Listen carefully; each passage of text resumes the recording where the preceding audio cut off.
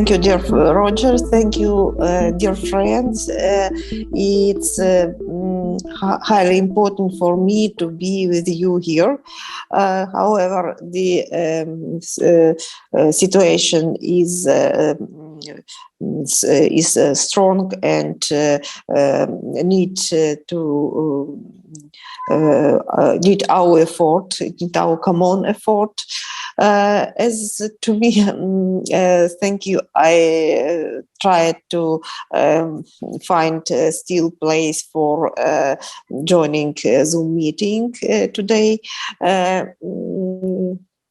At February 24, I remember I woke up to the loud siren outside our flat, outside windows, and I had the documents and essential things prepared, but I didn't put them into my backpack because we have prepared, but we didn't believe that it happened. And it was the common feeling for us. And in the first hours, we called to our colleagues around all regions, from the different regions of Ukraine, and tried to understand what happened, what the situation is, and where our colleagues are, and decide how to proceed. And those days, our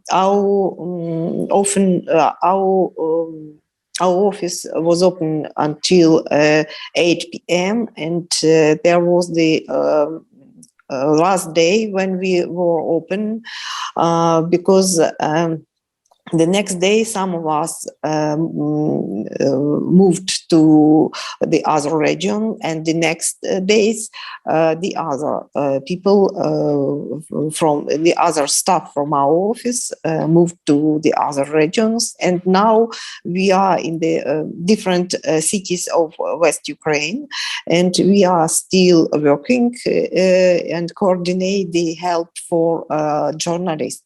The first needs were the needs in protection gear and protection means and first aid kits. We focused on the needs of regional journalists who doesn't have the experience in covering in combat zones, or who didn't have any protective vest or helmets and such other. We conducted the online trainings with great American expert in safety of journalists, and I saw when we conducted the second training, some of participants listened to the trainer from the shelter or from basement where they were.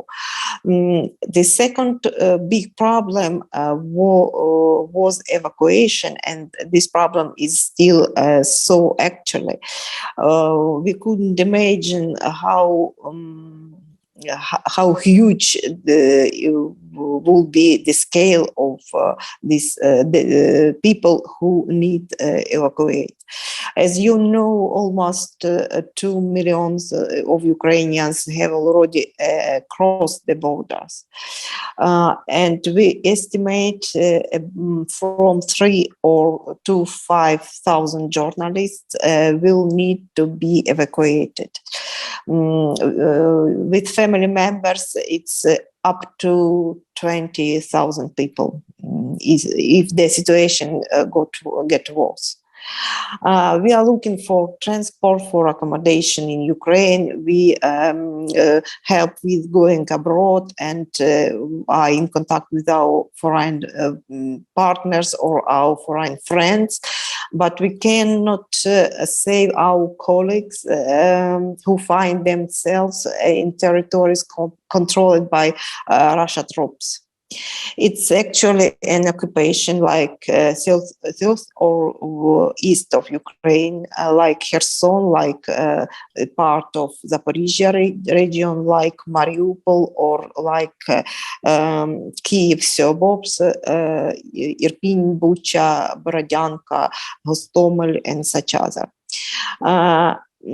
People are often left without communication, without electricity, heat, food, medicine, and such other.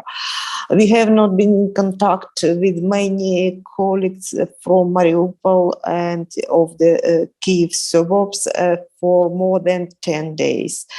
Some of them tune on their phones for 2 or 3 seconds per 1 week to send a message that they are still in the basement or they are still in the shelter. You can see that Mariupol is isolated by Russia troops and Russia aggressors are shelling a peaceful buildings, a peaceful city. Yesterday they dropped the air bombs on a maternity hospital and on a children's hospital, and more than 1,000 people died during this time of isolation, and the people are buried in mass in collective graves because of it's impossible to bury them in the cemetery due to hostile environment.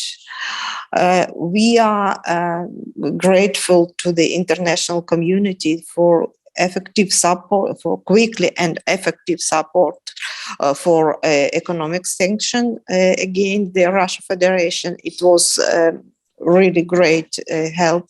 But now Ukrainians asked NATO to close the skies over the country.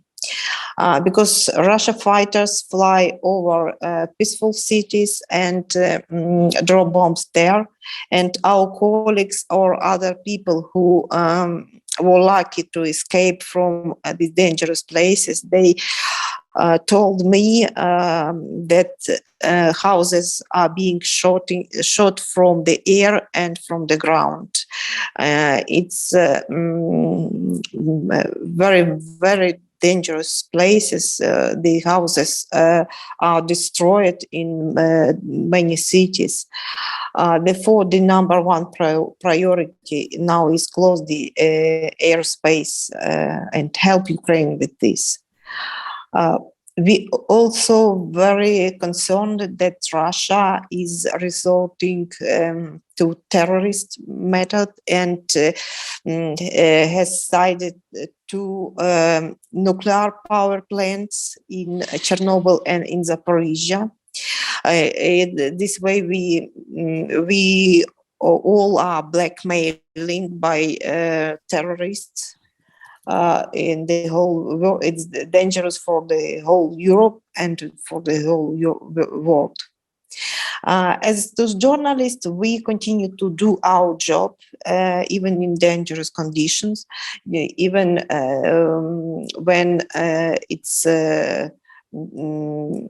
dangerous for journalists to be on the occupied territories. Our colleagues try to send the messages or try to send the information by pseudo or by anonymous.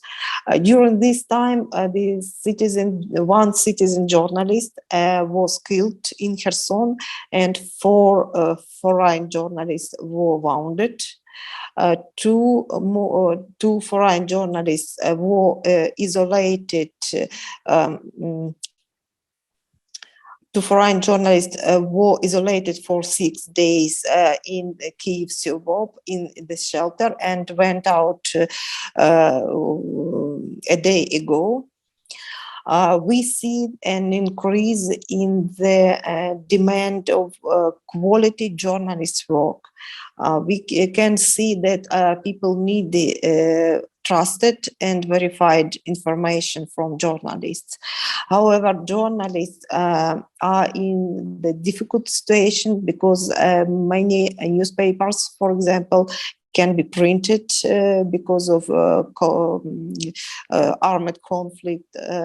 They can be delivered to subscribers, and our colleagues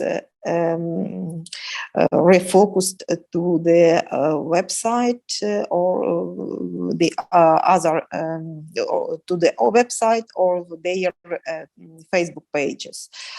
Some editorial offices prepared for working during the air alarm.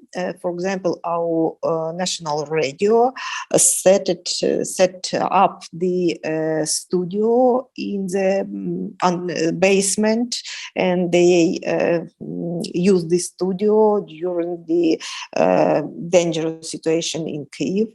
The other national newspaper, yes, set the basement in their building for living and for working, because many journalists can left the editorial building because their cities or their yes, because their buildings or their cities are in the dangerous zone. So the journalists live and work in the same place, in the underground of building. But many editorial offices moved to distance work, and as I told, we try to find some of our colleagues who are without communication now. European Federation of Journalists established the special account for emergency foundation for Ukrainian journalists, and it would be great if our European friends or our European partners can have this information about this emergency foundation, and our journalists need emergency help with evacuation or with accommodation or with buying any essential things, or our editorial offices needs emergency help too. It's so many problems with cybersecurity or increasing the cybersecurity, or moving to the other websites, or buying new equipment, or buying new technique for moved editorial offices and such other. So we appreciate foreign journalists for covering the situation in Ukraine. We have about 2,000 foreign journalists accredited in Ukraine now. And maybe you have wrote that yesterday CNN chief foreign journalist Clarissa Ward, who reported from Kyiv, stopped leave report for help the elderly people to evacuate. She was standing in the place where the citizens from Kyiv Suburb evacuated by foot. They should to go by foot several kilometers and go through a destroyed bridge, and it was hard for elderly people with back, and she stopped the report and said that she would like to help these elderly people to go through the bridge. And after that she continued the report. I was so impressed of this case because I think that we are people at first, but the second, we are journalists. Yes, I was so impressed, and I very appreciated to our foreign colleagues who covered the situation in Ukraine now. So if you need some more information about our situation, I can tell you, and maybe later we can have any conversation about that. But now the priority number one is to evacuate our journalists from the dangerous zone. Number two priority, protective means, is this problem, I think, is solved almost solved very quickly. Yes, thanks to our foreign partners from Europe, because it was hard to buy special equipment for journalists in Ukraine, and our partners from Poland and from the other countries were involved in buying this equipment, and we so it was so quickly, and thank to our partners for that. And we need to think about relocating the editorial offices, or about re-establish the working of Ukrainian journalists in the safety regions, and how can we help for our colleagues to organize their work in the other regions. So thank you very much for your attention, and if you have any questions, I'm ready to answer. Yeah.